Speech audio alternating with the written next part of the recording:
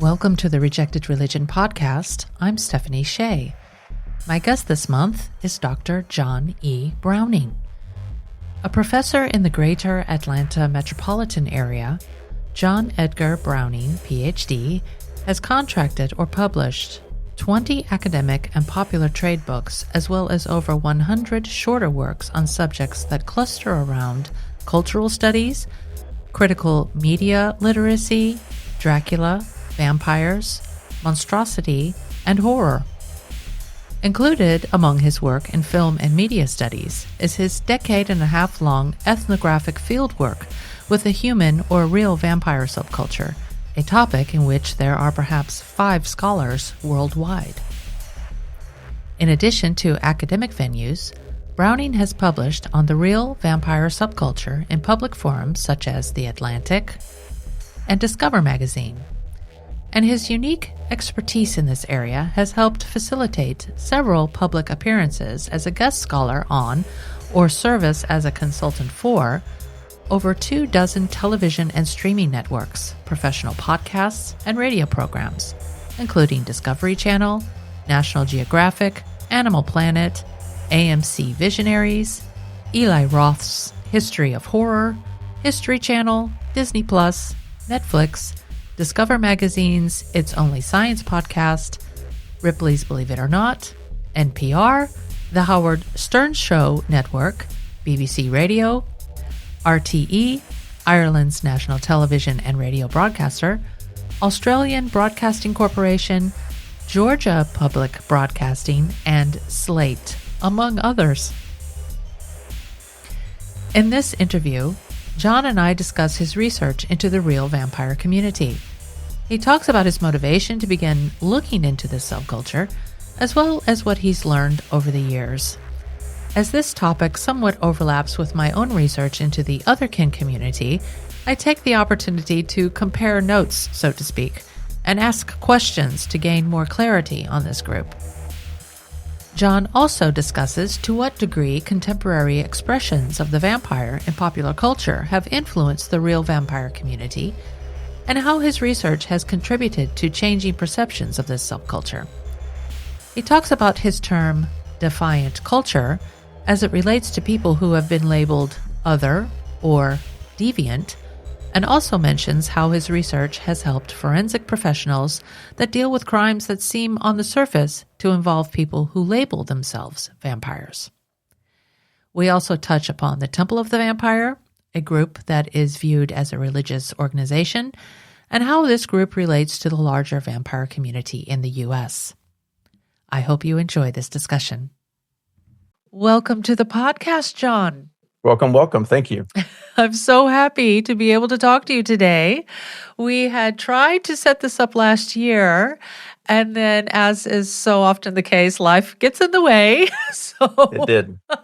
I was very happy to get your message saying that, hey, I have time now if you'd like to reschedule. Yeah. I'm very happy to reschedule with you because I'm very eager to talk with you about this topic. Very happy to be here. Thank you. I'm so glad that it worked out. So let's get into this topic of real vampires. I'm very eager to talk with you about this.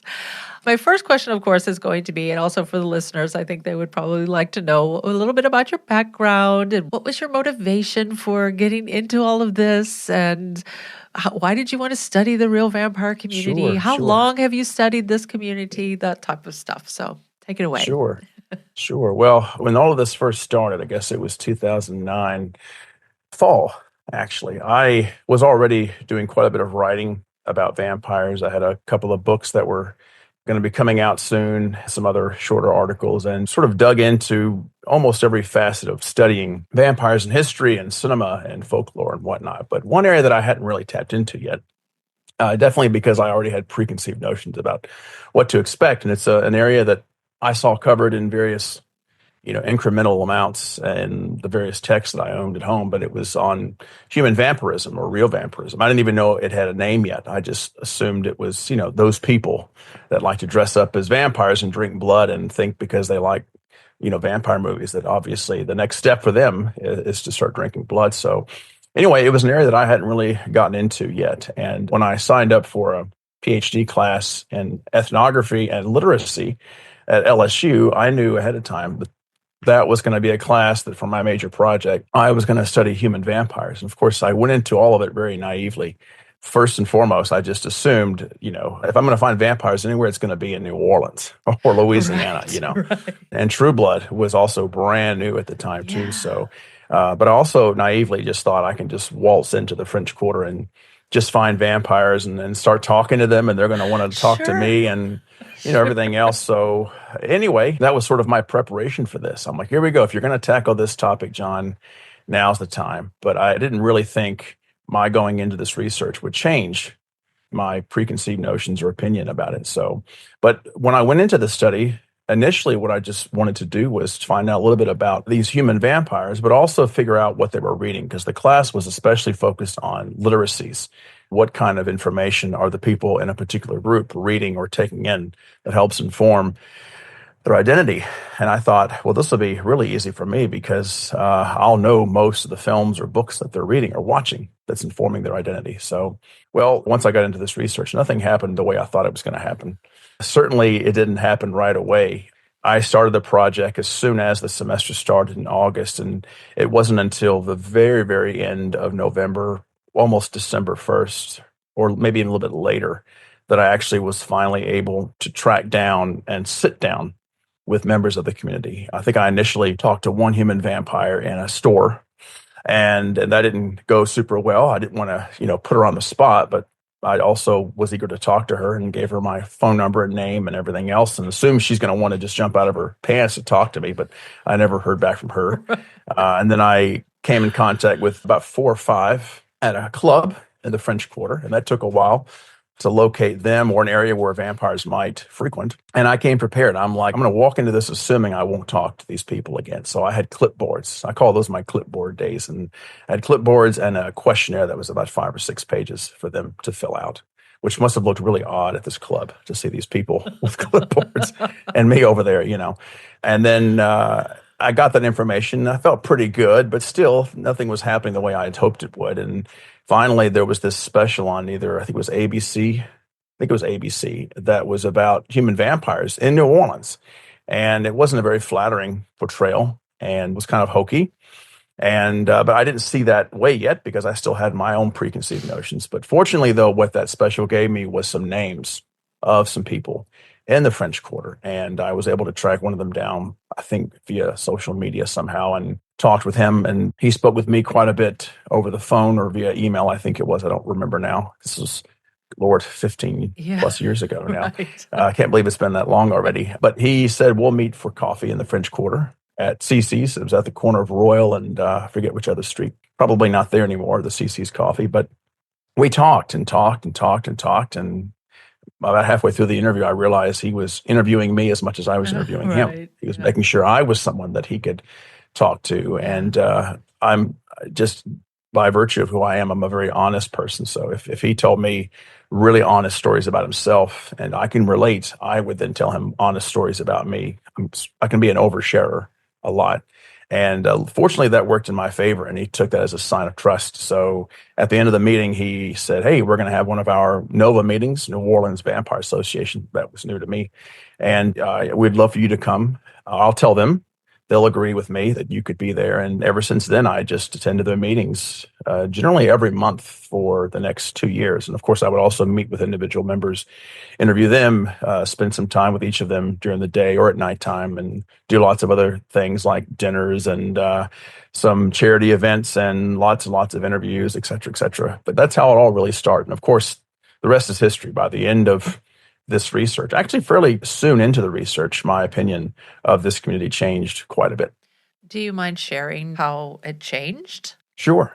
Well, first of all, it became really difficult after just a few meetings, realizing that talking about their literacy was not going to be easy because they weren't what I expected. I expected them to be like versions of me that just read even more than I did and then went that extra step further. Well, what if I start drinking blood and I can become a vampire at that point? Well, it wasn't the case at all. I would ask some of the books they were reading, and I was expecting some nonfiction texts that have talked about real vampirism or this or that.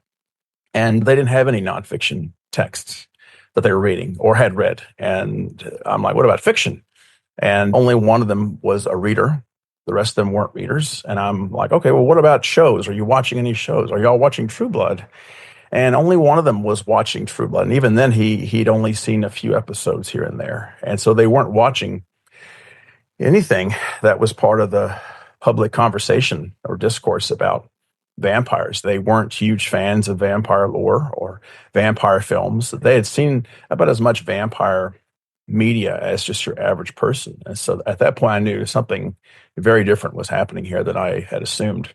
Yeah. And once that happened, I became really curious. And after interviewing enough of them individually in isolation and realizing that they hadn't all just sort of gotten together in cahoots and said, all right, let's all of us get our story straight. What are we going to tell this guy to make sure we sound consistent? I knew that they didn't do that. And the stories were pretty consistent in how they kind of came about, self-identifying in the way they did, and also the physical need they had for psychic energy or blood.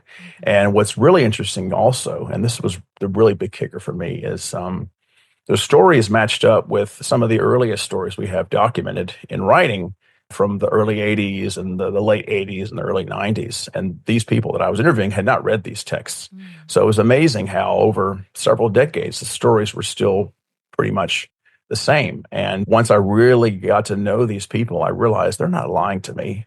They're not making anything up. They're not telling me all this for fame and glory, because they're not getting either. In fact, it's bad when people find out that they do what they do, because it's detrimental to their personal life and their social life. And it's not like they were telling me because they wanted me to blast them over media so they could make money.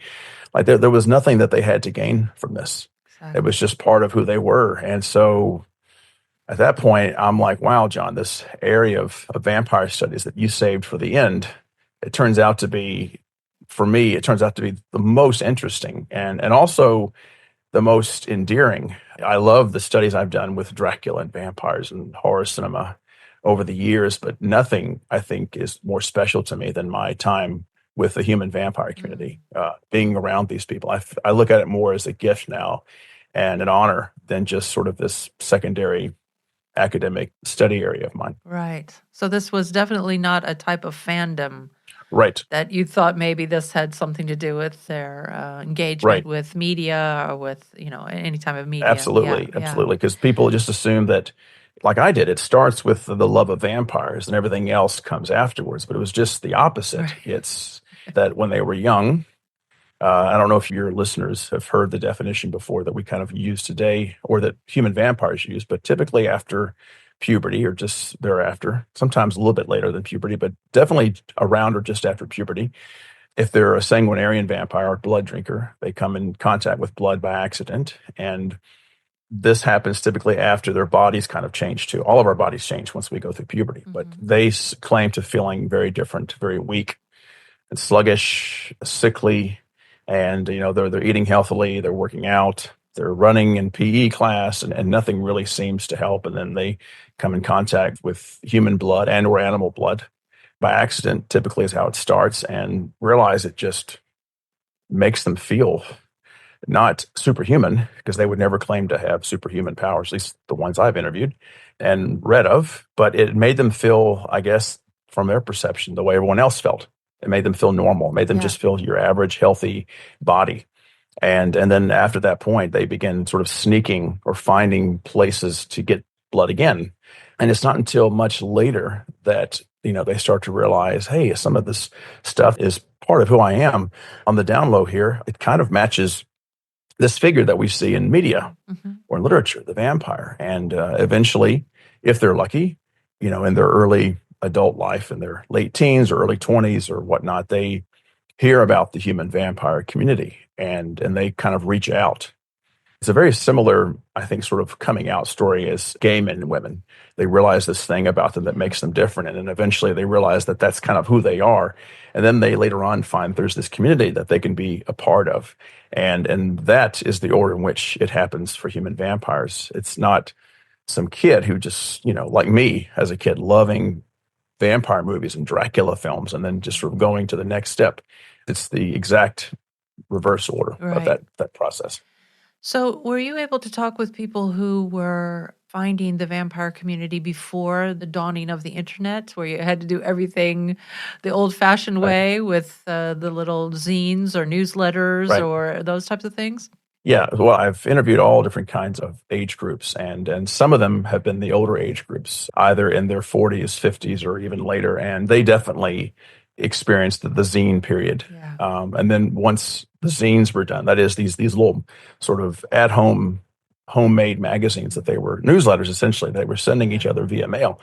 Eventually, when AOL chat rooms and whatnot came about in the 90s, that really just lit a fire under the community because it was at that point very easy for them to communicate and network. But I've definitely met some of the older crowd that still have copies of these zines, but I've yet to meet anyone who was part of the crowd before that because all they had were conventions, going to conventions, either S&M, BDSM conventions or Dark Shadows conventions or in the early 90s, late 80s, and Rice conventions. Yeah. And once you meet them that way, if you're lucky to have the right conversation at the right time and you exchange phone numbers and then you kind of create this sort of phone tree where you call up and have meetings that way. But so far, the oldest I've met are the ones who were, spreading around the zines in the early to mid 90s. Right.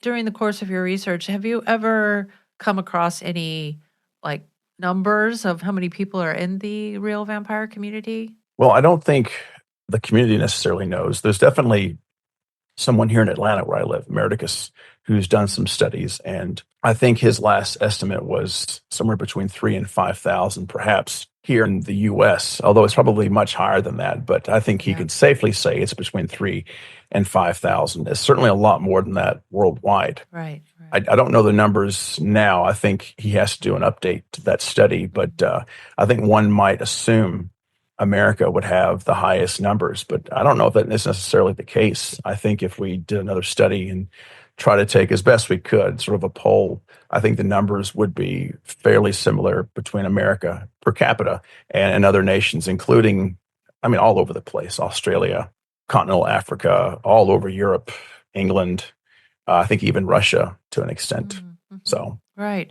Yeah. Maybe a strange question, maybe not, because I find a lot of overlap with what you're saying with the research I did in the other kin community. I'll get to that question a little bit later. But for now, I was wondering if, because we were talking about, the older people who, kind of had to do a little bit more of the legwork, I guess you could say. It wasn't just everything at their fingertips. Do you notice now with the younger generations that it doesn't take them as long to figure out what's going on with them because of this ease of information? Right. So again, I haven't really thought about this until talking with you now, but it's been 15 years since I started this stuff. So the youth that I was talking to are different from the youth today. The youth of 15 years ago had a lot at their fingertips, but now in the last 15 years, there's even more at their fingertips. It's even easier now. And especially with scholars like myself and others, Joe Laycock and DJ Williams and others who've helped spread the word and put out other kinds of media to help relay this information and communicate it. Even back when I was doing the research, it was a lot easier. I think you were seeing younger people sort of, to use a really dumb cliche, coming out of the coffin just because it was easier for them to find that information. I haven't done a lot of one-on-one interviews or even phone interviews with super young members today, but if I did so, I think I would go into it with the hunch that it's even easier. And I think it would remind me of the way a lot of conservatives today in America think is happening with the gay community. They think that because there's so much more gay media now that it's turning even more people gay, or that it's turning even younger people gay, and it's not. It's that they're coming out earlier. They're coming out earlier because that there's more of them. They see more of themselves around, and they have access to more information that's helpful, not the really bad kind of information that tells them that their identity is horrible and should be hidden. So I think I would go into it thinking that I'm probably going to have a lot more younger people who are coming out earlier because they can find the information. They can also locate communities. And certainly even in the 15 years I've been doing this, I think we would always assume you're not going to have sort of vampire communities except in some of the major cities. Buffalo not being a major city, but the community there was pretty small. But I think now we're starting to see communities pop up in much smaller cities, much smaller towns, suburbs, Right. just because it's becoming easier for groups to find each other. And so you get a lot more of these localized groups coming out. So, Mm-hmm. like you said, I think a really good assumption would be younger people being able to use the community term awaken, that is, realize Yeah. kind of what they are, and then find someone like themselves much earlier. And also for them to want to look for someone much earlier. Yeah. With my group and the groups before, they wanted to wait essentially till they were away from the house, away from people from prying eyes. Mm-hmm. And now I think that they're looking much sooner in life. Yeah. Interesting that you mentioned awaken, because in the other kin community, they also use that term awakening for people who realize, what is actually happening with them, Right. because it is a process and it's different for every person. Of course, some people realize this at a younger age than others, Hmm. but usually, at least the participants that I interviewed also talked about, I would say on an average, it usually is around puberty that they're starting to think about their, who they are, their identity, what kind of person are they, based upon their childhood experiences and things that they just noticed were just different. And so they were Right. trying to give this, kind of a name. What is going on with me? What is happening? Who Right. am I? So are you familiar with the other kin community? I am. It's not Okay. one of my areas of study, but I am friends with other scholars who delve into it quite a bit. Okay. So it's been around now for at least 11 or 12 years, that particular study, and it's only gained momentum in the last several years. Is that the Devin Proctor Um, study, or are you speaking uh, of another study? well, there's been a few that have come out that just even recent dissertations Uh-huh. by doctoral students. I couldn't tell you the names now, but I had them all Yeah. socked away in this folder I keep, Yeah. because even if it's not my area of study, I know to keep tabs on it. That way, when I need to go into it, I know exactly where to go to find Right. the information, because it's a new budding branch of, not even a branch of human vampire studies, but it's on par with it. And it's not going to be easy to find that information unless you've already kind of got it socked away. Right. Yeah, I noticed that when I was doing my research that it seemed like there wasn't a lot of academic research being done at the time that I started looking into this. Mhm.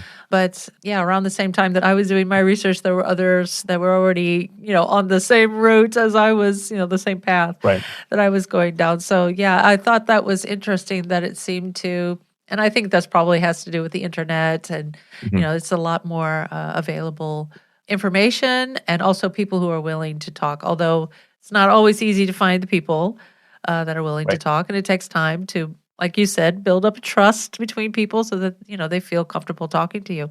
Anyway, Absolutely. I find it interesting that my introduction to the otherkin community came through reading vampire books.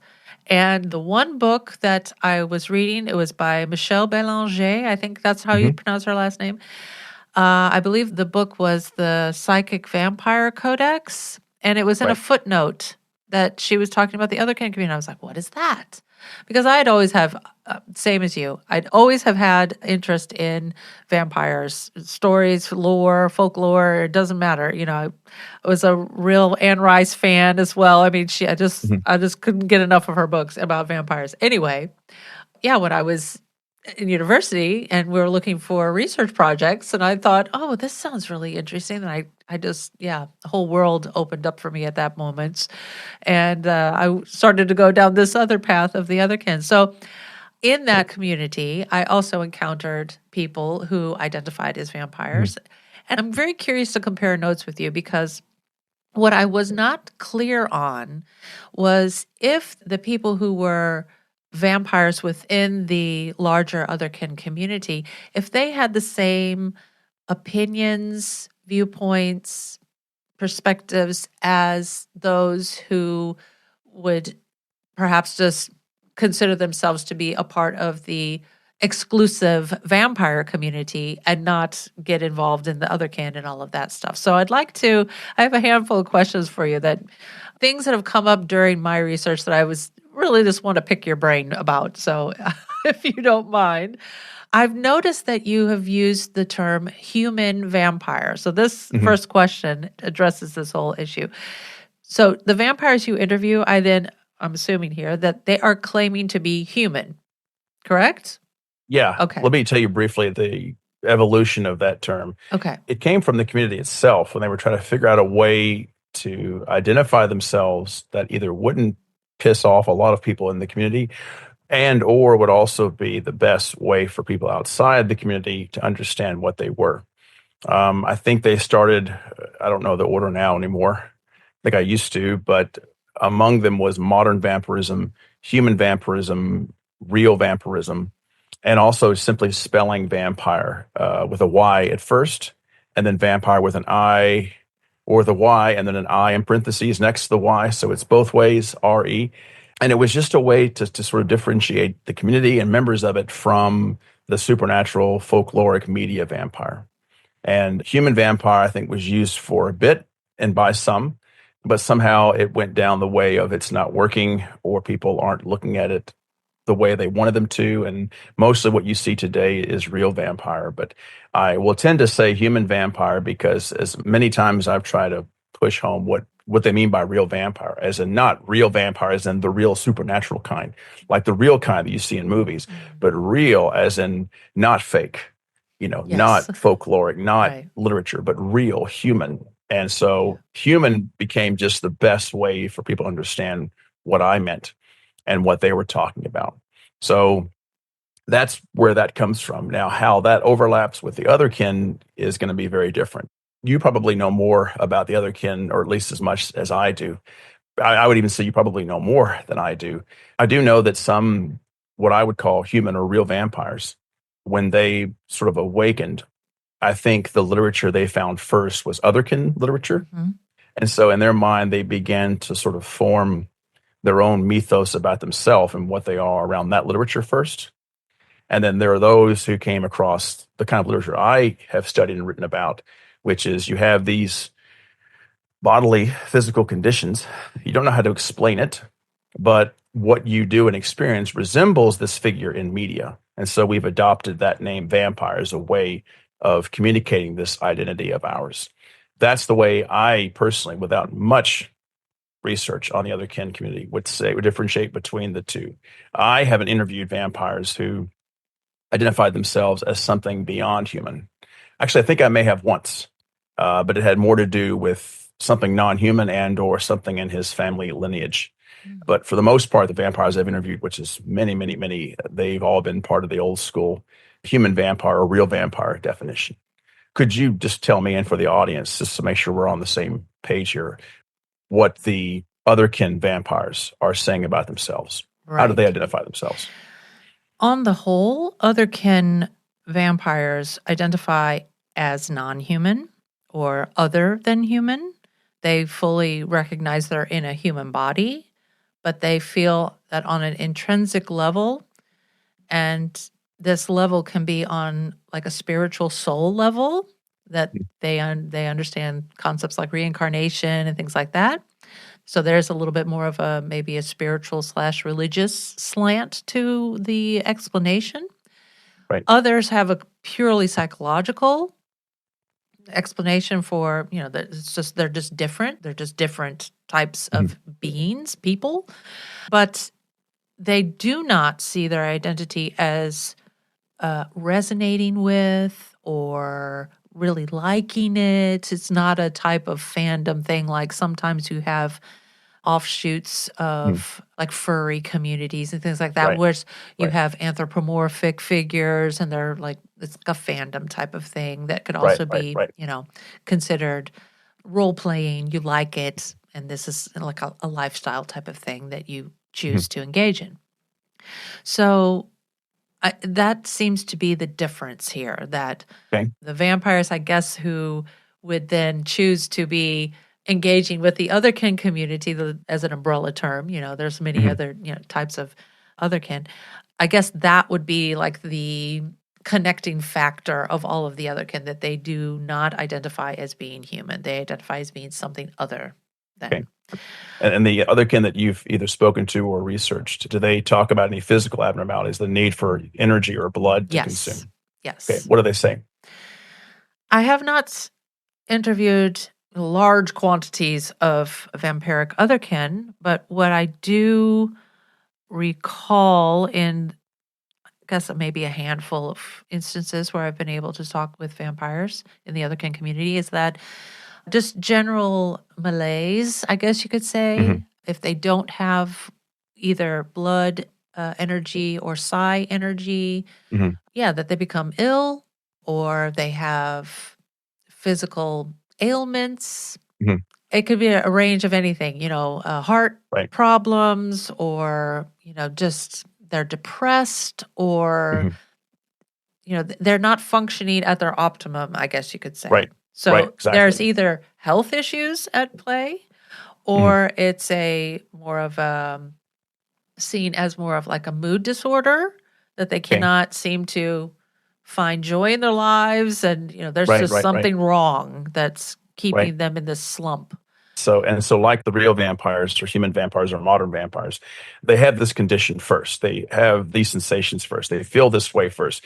And then later on, once they start to learn about the otherkin and they already have a heightened sense of spirituality, that's when they learn about the otherkin. It's not like they learn about otherkin and then they start feeling, this lack of energy. So I'm asking you, it happens just like with human vampires. They have this condition first, and then they're looking for some way to communicate the identity. Okay. Yeah. So I think the case here is, and especially 15 years ago, there was only just starting to trickle out information and writing about otherkin. It was more or less something that was in the community itself. It wasn't even in writing yet. Right. I think for some of the members I interviewed who were definitely not religious, but more spiritual, I think they probably would be more attuned to thinking like this. And maybe even they were already thinking like this, but it wasn't something that was shared as much. I think back then they were just more concerned with, even though they weren't going out of their way to make sure the world knew who they were and understood them, because they pretty much assumed that no matter what happens, they're always going to assume that they're crazy and weird. Right. But they weren't. But if they were going to find out who they were, and they had conduits like me and other scholars who could be that bridge between the two worlds, I think they probably thought, let's just stick to the physical condition first and adopting the identifier vampire as a way of communicating the identity. If we go too far out there, then they're really going to cut us off and not even want to attempt to try to understand us. I think back then that's probably what they were thinking. Like, let's just stick with this for now. If we go even further and say maybe there's some sort of spiritual identity here where we're reincarnations of something that was not human, then people are going to be like, oh, come on, give me a break. So I think they were just trying to hook people initially with something that's more digestible. Yeah, makes sense. But as this information has come out, I think it's becoming easier for people to understand otherkin. Just to clarify, otherkin do not claim themselves to be a religious identity group, but religion or spirituality can play a role for some of them, but they're very, very clear about that. Do not label them as a religion. It's not a new religious movement. Right. That's kind of, I think for many of them, that's because they read the academic literature. They know all about what all of the academics are saying about them. And there's many of them were not very happy when some academics were saying that, we think might be a new type of either esoteric group or, new religious movement or what have you. So I just want to clarify that. So if there are any otherkin listening to me right now, they're not going to get angry at me for misrepresenting their group. But there are many different types of, just like you see with any other, group of people, just regular human beings. We can all have our different beliefs and different paths that we follow. Right. And some have no beliefs. Some are atheists in that regard.